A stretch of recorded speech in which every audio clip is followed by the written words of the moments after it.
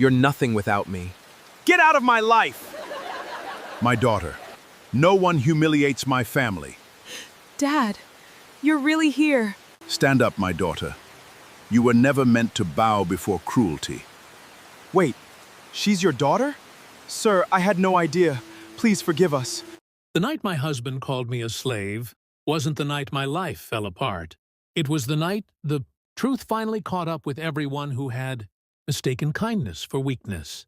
When the hotel manager dumped my suitcases onto the rain-soaked pavement, I believed I had reached the lowest point a person could ever know. Guests gathered beneath the bright lights of the grand entrance, whispering and laughing as if humiliation were tonight's entertainment. My divorce papers lay in a puddle beside my luggage, the ink slowly blurring beneath the rain. Then the convoy arrived. 6 gleaming gold SUVs rolled silently to a stop. Men in dark suits stepped out first, scanning the surroundings with calm precision. Behind them came an elderly gentleman dressed in a long embroidered coat, walking with a polished cane. His silver beard shimmered beneath the hotel lights, and despite his age, every step carried quiet authority. No one recognized him, least of all, me. There are stories that begin with love. Others begin with ambition. Mine began with silence. If you've ever stayed quiet while someone underestimated you, if you've ever swallowed your pride because you believed peace was more valuable than proving yourself right, then you'll understand why I never fought back. Not at first. Sometimes the strongest people don't raise their voices. They simply wait for the truth to arrive. And truth, I've learned, always keeps its appointment. My name is Amara Bennett. At 31, I had spent most of my adult life believing that love was built through sacrifice. I grew up in Cedar Grove, a quiet southern town, where neighbors still greeted one another by name and church bells echoed every Sunday morning. My mother passed away when I was 8. Everything after that became blurry memories, stitched together by my father's warm smile and gentle hands. He raised me alone. He taught me how to cook before I was tall enough to reach the stove without standing on a wooden crate. Every Saturday morning, we'd visit the farmer's market before sunrise. He insisted on greeting every vendor, asking about their families before buying a single tomato. Dignity, he'd always say, is measured by how you treat people who can offer you nothing. It was one of hundreds of lessons that shaped me. But there was one thing about my father that never made sense. He disappeared often, sometimes for weeks, sometimes longer. Whenever I asked where he'd been, he'd simply smile. Working. Nothing more. As a child, I accepted that answer. As an adult, I wondered if he was hiding another family. Yet whenever he returned, he brought handmade gifts from distant places. Not expensive presents, but thoughtful ones. A carved wooden bird from Kenya, a woven blanket from Ghana, a tiny music box from Italy that played melodies I'd never heard before. He never explained where they came from, only that every gift had a story, and every story deserved patience. I met Daniel Bennett during my final year of university. He was handsome, confident, the kind of man who could convince strangers they'd known him forever after a 5-minute conversation. Everyone loved Daniel. Professors praised his ambition. Friends admired his confidence. Even my father smiled politely when they met. Though later that evening, he quietly asked me one question. "Does he make you feel safe?" I laughed. "Of course." Father nodded slowly. "I hope he never mistakes your kindness for dependence." At the time, I didn't understand what he meant. Now, I replay those words almost every day. Daniel proposed beneath a large oak tree overlooking a quiet lake. There were no photographers, no audience, just us. He slipped a modest ring onto my finger and promised we'd build a life together brick by brick. "I don't care if we're rich," he whispered. "I only care that we're together." I believed him wholeheartedly. The first 2 years of marriage were peaceful. We rented a small apartment with peeling paint and noisy pipes. Every Friday night became homemade pizza night. Daniel burned the crust almost every single time. We laughed about it. We dreamed together. He spoke endlessly about starting his own consulting company. I worked as a librarian, surrounded by books and children who believed every story ended happily. Life wasn't glamorous, but it felt honest. Then success arrived, and with it, someone I barely recognized. Daniel landed an executive position at one of the city's fastest-growing logistics firms. The salary tripled overnight. Luxury dinners replaced homemade meals. Designer suits replaced the sweaters I used to fold every Sunday. He started correcting the way I spoke, the way I dressed, the way I laughed. "You embarrass me," he once muttered after a company gala. I wore the same navy blue dress I'd worn dozens of times before. I thought I looked nice, apparently. Success had changed the definition of nice. Little comments became daily routines. "You wouldn't understand. You've never lived at this level. Just let me handle it." Eventually, I stopped offering opinions. Peace seemed easier than arguments. Looking back, I realized silence can become a prison if you stay inside it too long. His mother, Lorraine, noticed the changes. She encouraged them. From the very beginning, Lorraine believed Daniel had married beneath himself. Whenever I visited, she'd inspect my clothes before greeting me. She once ran her finger across my bookshelf and announced there was dust. "There always seems to be something unfinished with you." Another time she laughed while serving dinner. "You know what Daniel needs?" She smiled sweetly. "A woman who understands status." The entire table laughed, Daniel included.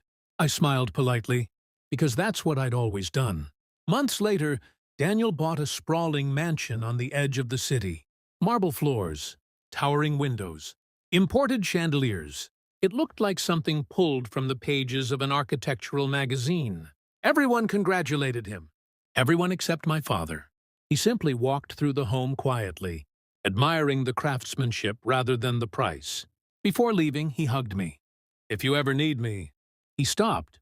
His eyes lingered on Daniel longer than usual. "You already know where to find me." Those became the last words he ever spoke to me in person. 3 weeks later, he disappeared again. His phone stopped working. Letters were returned unopened. No one seemed to know where he'd gone. I reported him missing. Authorities searched. Weeks turned into months. Eventually, the investigation grew cold. People encouraged me to move forward, but something inside me refused. Every Sunday, I still set aside an extra cup of tea. Just in case. Daniel hated that habit. He left you. He chose his own life. Stop living in the past. I never argued, because somewhere deep inside, I knew my father hadn't abandoned me. I simply couldn't explain why. Then came the promotion. Daniel became regional director. Money flowed faster than we could spend it. His circle changed completely. Luxury parties, exclusive clubs, people who measured worth by watches, cars, and last names. I attended because I was his wife, not because anyone wanted me there. One evening during a charity fundraiser, I overheard 2 women speaking near the balcony. "That's Daniel's wife." I expected someone different. I heard she came from nothing. No family connections. No influence. What does she even contribute? They laughed softly. I walked away before they noticed I'd heard. Not because their words hurt, but because they sounded exactly like Daniel. At home, I asked him quietly, "Are you ashamed of me?" He didn't answer immediately. Instead, he loosened his tie, poured himself a drink, then sighed. "I've outgrown this marriage." The sentence landed with frightening calm, as though he'd rehearsed it. From that day forward, everything became transactional. He stopped calling me by my name. Instead, "Can you handle dinner? Can you clean this? Can you iron my jacket?" One afternoon, after I reminded him about our anniversary, he laughed. "You worry about emotional things. I worry about important things." His mother became bolder. She'd arrive without calling, inspect every room, criticize every meal. One afternoon, while rearranging flowers I'd already arranged, she looked directly into my eyes. "My son worked too hard to spend his life carrying someone else." I answered softly, "I've never asked him to carry me." She smiled. "No, you just stand behind him." I wanted to leave, several times, but each time I remembered my wedding vows. I remembered the man who burned pizza crusts, the man who once promised we'd always face life together. I kept believing he was still somewhere inside the stranger wearing expensive suits. Hope can be beautiful. It can also blind you. Then the letter arrived. Not from my father, from a law office. It informed me that an estate matter concerning my father remained unresolved due to missing documentation. No details, only a request that I contact them. Before I could schedule an appointment, Daniel found the envelope. He barely glanced at it, then tossed it into the fireplace. Probably another scam.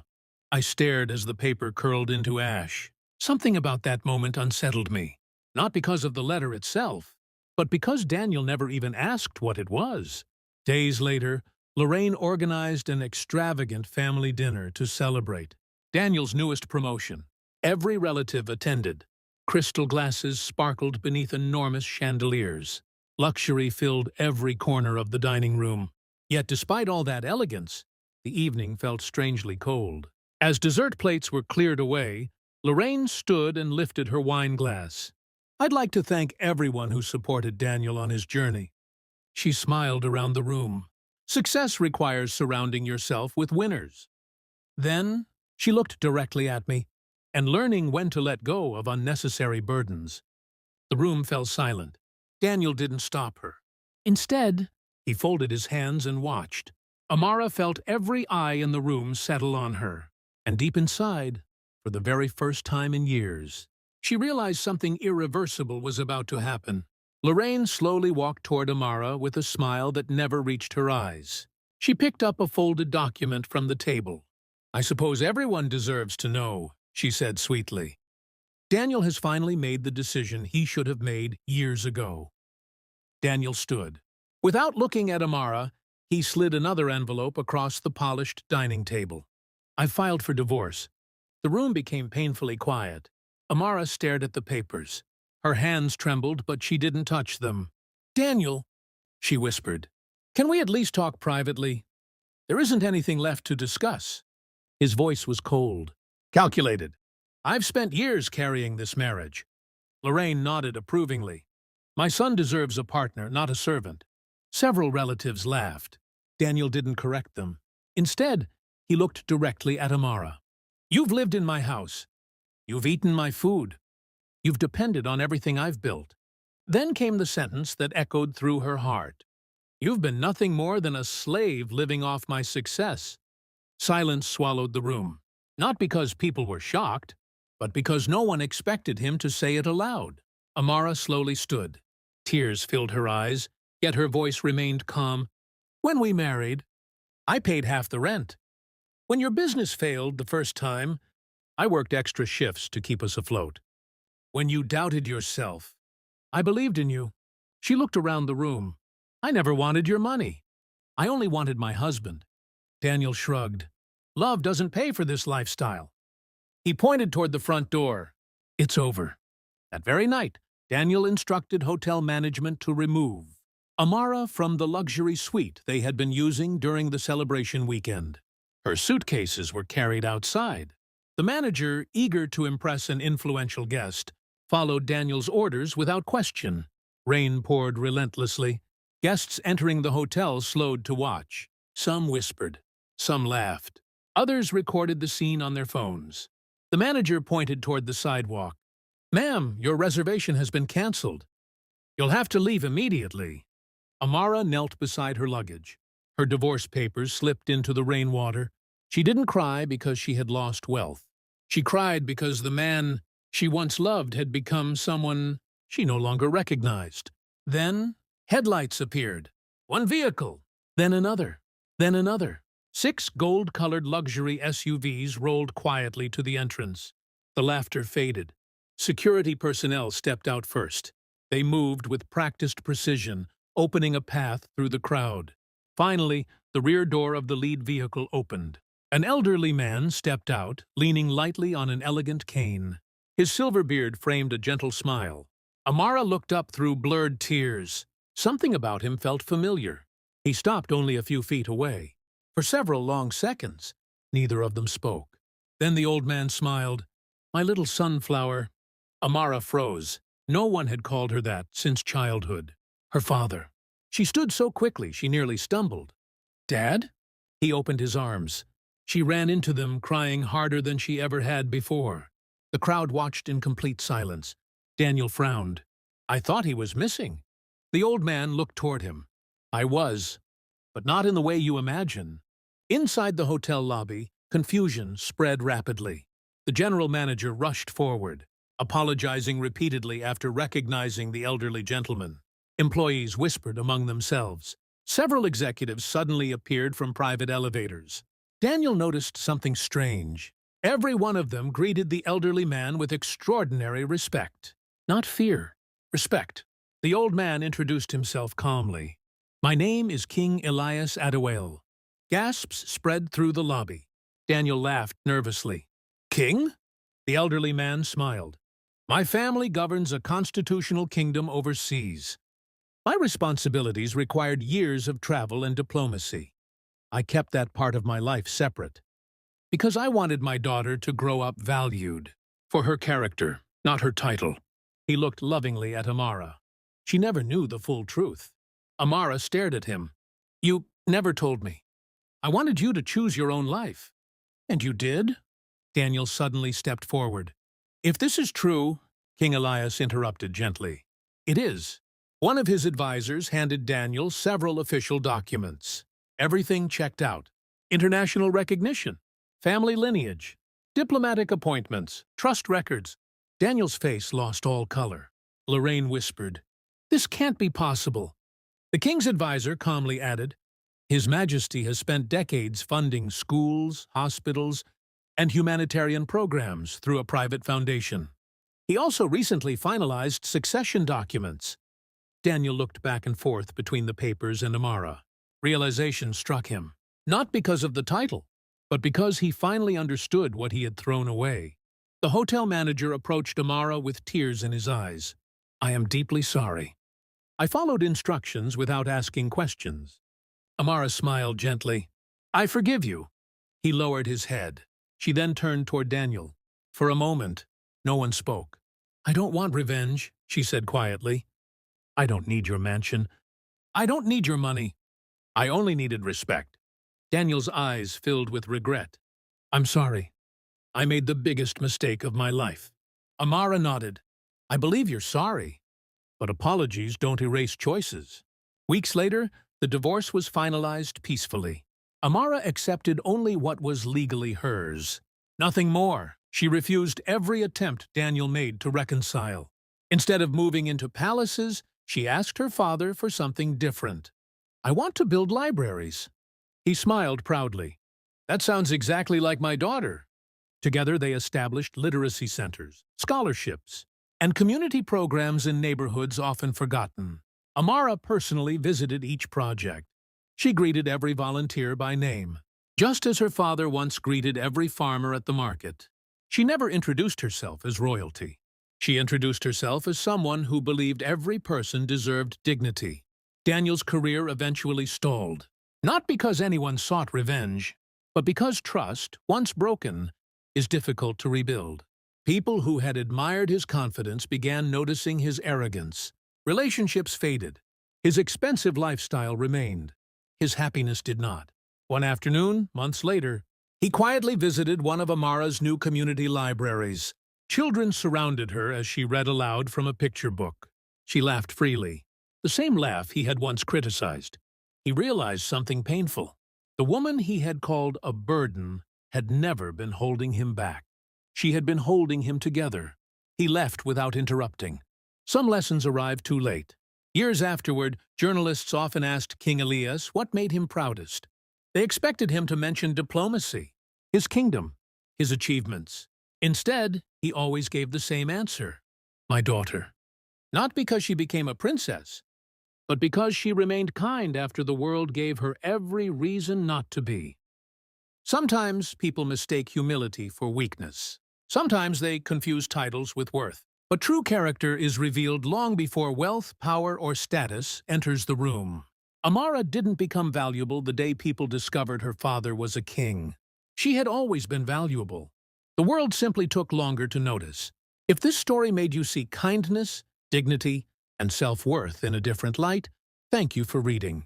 And remember, the greatest inheritance anyone can leave behind isn't a fortune. It's the character that no one can take away.